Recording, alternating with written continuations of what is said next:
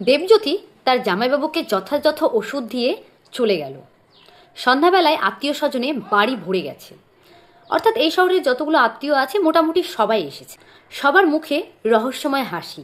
রাগে দুঃখে রাহুলবাবুর চোখে জল চলে এলো। এমন অবস্থা হবে জানলে তিনি কখনোই মীরাকে কিছুই বলতেন না। রাহুলবাবু সারা রাত জেগে কাটালেন। এক ফোঁটা ঘুম হলো না। তন্দ্রার মতো আসে আর মনে হয় কি ভয়ঙ্কর কাণ্ড ঘটে গেছে। তিনি বিড়ালের কথা বুঝতে পারছেন। তখনই ঘুম ভেঙে যায়। তিনি ধর্মর করে উঠে বসেন।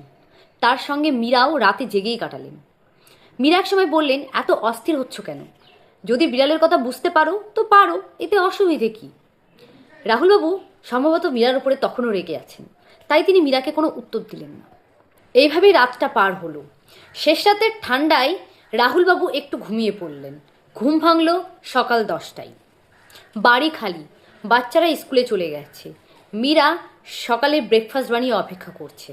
রাহুলবাবু হাত মুখ ধুয়ে ব্রেকফাস্ট টেবিলে বসলেন। আশেপাশে বিড়ালগুলোকে দেখতে পেলেন না। খানিকটা নিশ্চিন্ত বোধ করলেন। মীরা বললেন, আজ অফিসে গিয়ে লাভ নেই, রাতে ভালো ঘুম হয়নি, বাড়িতে থেকে একটু রেস্ট নাও। আরে না, পরপর 2 দিন কামাই দেওয়ার কোনো মানেই হয় না। ভালো কথা, বিড়ালটা কোথায়? জানি না, আছে নিশ্চয়ই কোথাও। বাদ দাও তো, তুমি খাও। রাহুলবাবু অফিসে চলে গেলেন। অফিসের নানা কাজে সময়টা কেটে গেল। একটা মিটিং ছিল। মিটিং শেষ করে বাড়িতে ফিরতে ফিরতেই সন্ধ্যা হয়ে গেল। বাড়িতে ফিরে স্বস্তি বোধ করলেন। বিড়াল তখনও নেই।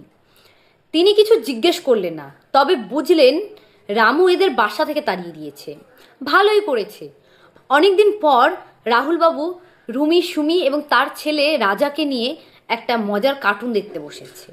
সম্ভবত রাহুলবাবু এগুলো কখনোই করে না, কিন্তু আজ বসেছে। আজ ওনার ছেলের ক্রিকেট খেলার কথা, রুমি সুমির স্কুলে হয়ে যাওয়া দুষ্টুমির কথা সবই উনি মন দিয়ে শোনার চেষ্টা করছে। আর টিভিতে দেখছে একটা রোগা পাতলা লোক কি সব আবল তাবল বকে যাচ্ছে। রাহুলবাবুর মনে হচ্ছে কষে একটা চড় মারতে। রাত 10টায় রাহুলবাবুর শালক দেবজ্যোতি ফোন করলো। দেবজ্যোতি ফোন করেই বলল, কি জামাইবাবু, ভালো আছেন তো? রাহুলবাবু বললেন, হ্যাঁ। আর বিড়ালের কথা শুনতে পাননি নিশ্চয়ই? না, শুনতে পাইনি। ঠিক আছে, আপনাকে যে কালকে ঘুমের ওষুধ দিয়েছি, আজকে আর একটা খাবেন। দেখবেন সারা রাত ভালো ঘুম হলে কাল সকালে একদম নিজেকে ফ্রেশ মনে হচ্ছে। আর শুনুন, একটু চাপটা কম নিন। পারলে একটু সবাইকে নিয়ে ঘুরে আসুন দূরে কোথাও। দেখবেন আপনার চাপটা অনেকটা কমে যাবে। তখন আর এমন মনে হবে না যে আপনি বিড়ালের কথা শুনতে পাচ্ছেন। দেবজ্যোতির এমন ব্যঙ্গভঙ্গিতে বলা রাহুলবাবুর মোটেই পছন্দ হলো না, তাই তিনি তৎক্ষণাৎ ফোনটা কেটে দিলেন।